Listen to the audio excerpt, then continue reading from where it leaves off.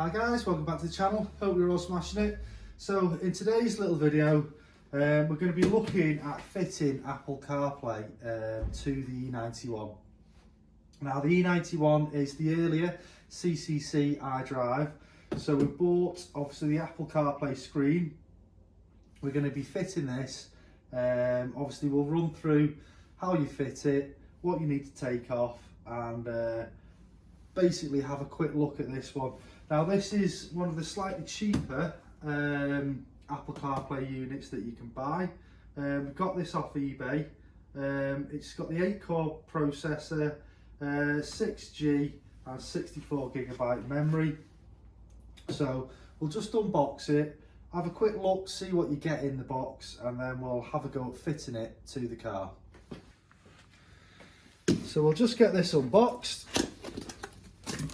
So let's have a quick look at what we get in here. Right, so got a load of cables. In here we've got a 4G antenna, so that's going to have to be routed through to the dashboard.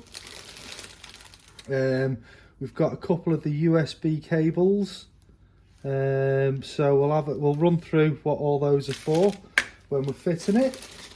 You've got a microphone for your hands-free kit, so that's also going to need to be fitted. We've got a GPS antenna for the sat nav, so obviously we're going to have to route that along with all of these. You've got an auxiliary cable. What else have we got in this box? So you've got your main wiring loom. Obviously this one is for the CCC, so that comes with it. Now with this one, it has actually come with a rear view camera, but the camera that's come with it, I think I might purchase another one because it's it'll fit a little bit better. You get your user manual with it, so we can go through that. You get some trim release tools, which is quite handy. You get 2 of them. What else have we got in here? You've got a couple of little fixings if we're going to need those. So, and what else? The actual screen itself. So we'll just get this out. So there we go. That is your actual screen. Now this one has actually got a micro SIM card. Now we'll have to check in the instructions. I do believe that's probably for memory if you want to save stuff on it. But as we go through it, we'll see what everything is. And obviously that is the back of it. So you've got all your attachments that you might need. So this is actually an 8.8 inch screen. So should be slightly larger than the standard one, I think. But let's get in the car. Let's start taking the old one out and see what this fits like. So I've actually gone ahead and I've fitted all the Apple CarPlay into the car. Now I've not done a full fitment video on this because personally I think all you need to do is be walked through what needs to be done. Now if you want to see a full fitment video, I can do that for you. Please let me know in the comments. But basically with this, your screen itself, you've got 2 Torx bolts at the top there. They need removing. That'll allow you to basically rock this screen down, and it's got like kind of hooks in at the bottom, so that'll allow you to pull that out. That gives you all the access you're going to need to all the cables. With actually removing this at the bottom, dead simple process, but because of the unit that I've fitted, that's also got a GPS and a 4G antenna, as well as a microphone which I've just fitted at the top up there. With that, I've had to actually remove the glove box. Now I only did that because it makes routing the cables a lot easier. So I'll show you how to remove the glove box. Dead simple process. So we'll go through that now.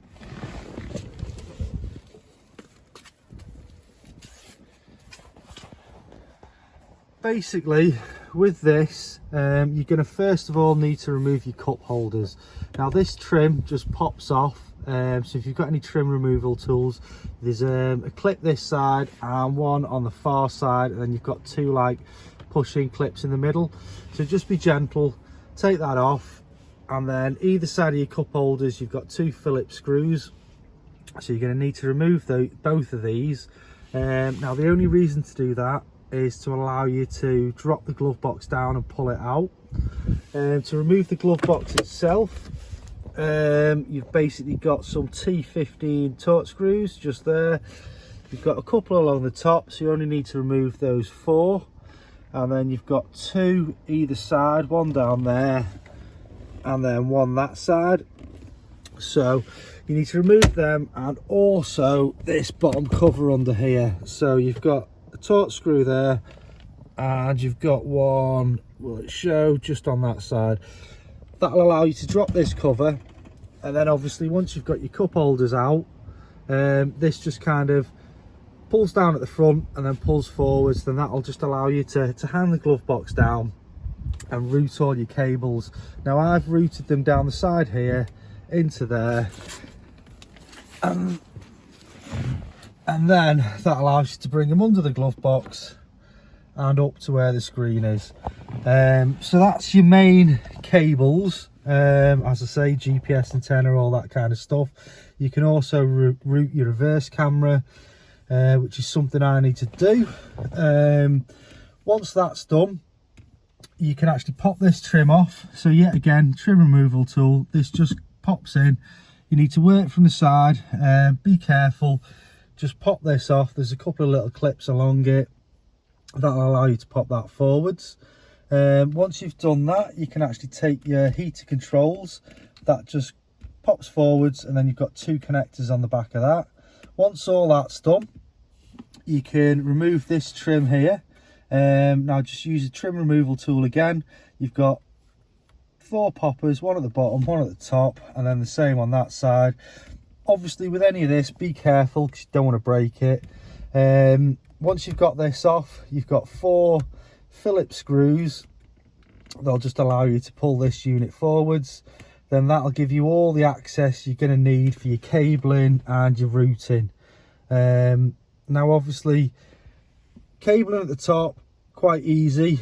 Feed it through from this side. You can kind of feed up behind the dashboard and bring it all up to your screen. At the bottom, once you've got all your connections done, it's a little bit fiddly trying to get this back in. Obviously you've got an extra connector, so all I've done with that is managed to kind of tuck it away at the side down there. It's quite a tight fit, but it does fit at the side down there. At the back, then that'll allow you to push that back in.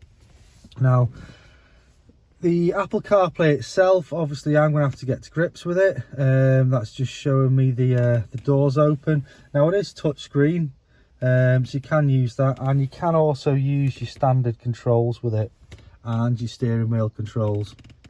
So as you can see, you can scroll through, go over to the side, gives you all your menus, all that kind of stuff. Obviously you've got your sports displays on it. We can go back. You've also got loads of other options, so we can scroll through this. You've got your Google Maps, you've got YouTube, you've got basically everything. Also, once you've connected it, you can download all your apps through it. So it's quite a good little system. Also with it, you can actually swap between your main CCC screen and the Apple CarPlay. So if you press and hold your menu button, that'll just swap back through to your standard screen. Then that just works as normal. Press and hold it again, and then that'll basically go through to your Apple CarPlay. So I need to get to grips with the Apple CarPlay, show you how that works. As I say, it is quite a cheap system, so we'll see how good it is. But I need to have a proper look. I hope you like this video. I can do a full fitment on it because I still need to put the reverse camera in, and I still need to wire it up to the auxiliary and the armrest. I just basically wanted to get the screen in and get to grips with it for now. So as I've said before, hit us up in the comments, let us know what you think of this video. Whether it's been useful. If you want to see a full fitment video, I can do that for you. That's not a problem because I'm going to need to take it all to pieces anyway to fit the camera. So yeah, hope you like it. As always, hit that like and subscribe button, and we'll catch you in the next video. See you later. So with this one, from working inside the car, first of all, we're just going to have to pop this trim off. Now, you want to start from one side. Let's see if we can get this done. Now these just pop in on some like little poppers.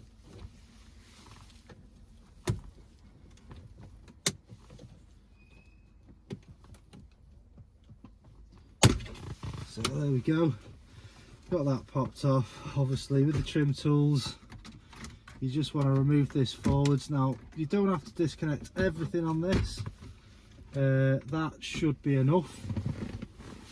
Let's just close the door on this. So once you've got that done, we're going to need to remove this little bit of trim from round here.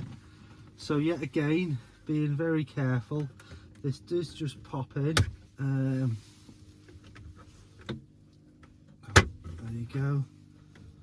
So you've got two poppers either side. Let's just have a quick look. Well, they are quite tight. You want to be careful because you don't want to break anything. I may have to get rid of the trim. There we go.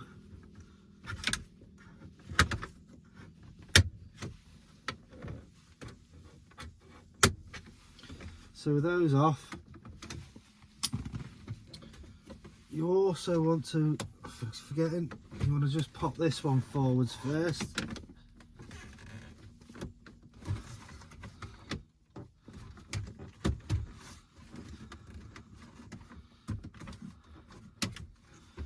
So I should have done that first, but you want to pop that on. That just literally clips in. Your little tabs, you can just push them in and remove them like so. So we'll get that out of the way. Obviously with that removed, it does actually just clip over this, so it makes this a bit easier to remove. But that just comes out like so. Now basically you've got 4 Phillips screws, which is going to remove this bottom section. And then for your actual screen itself, you want a T10 and remove these little Torx bits just at the top here. You've got one on either side.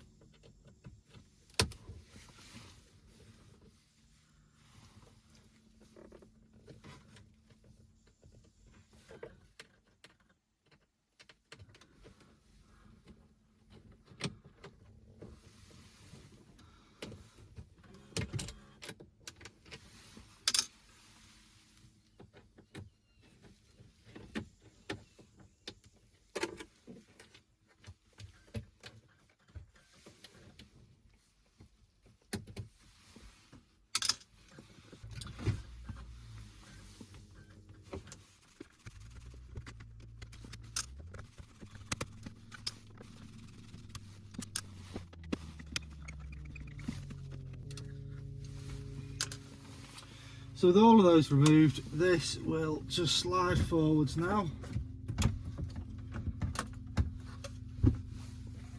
And you've got all your clips just on the back of the stereo.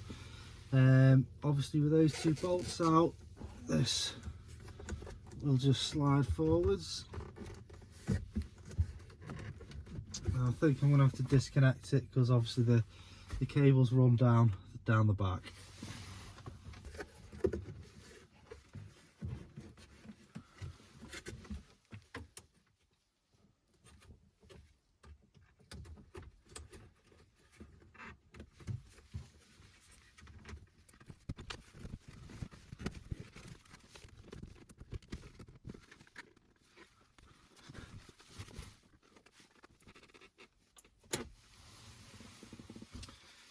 So there we go, that screen's out. So I'll just put that up out of the way and we'll have a look at what cabling we're going to need for the new screen.